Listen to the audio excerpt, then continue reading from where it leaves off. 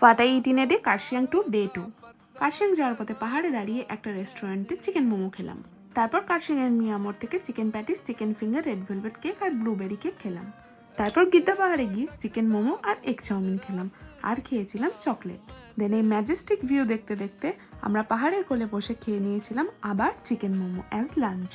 টেস্টটা যা অসাধারণ ছিল আমি বলে বোঝাতে পারবো না। Best momo I have ever eaten. পাহাড়ে গিয়ে প্রথমত সুন্দর দৃশ্য দেখা আর দ্বিতীয়ত হচ্ছে 3 বেলা ভরপেট মোমো খাওয়া। এটাই তো হলো ঘোরার মজা। আমার বর যে বাইরের খাবার খেতেই চায় না, সেও এখানে গিয়ে 3 বেলা ভরপেট মোমো খেয়েছে আর বাইরের খাবার খেয়েছে।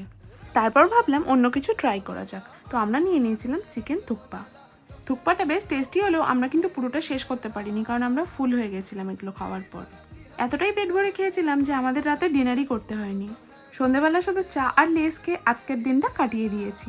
তো দেখা হবে আবার পরের ভিডিওতে। বাই।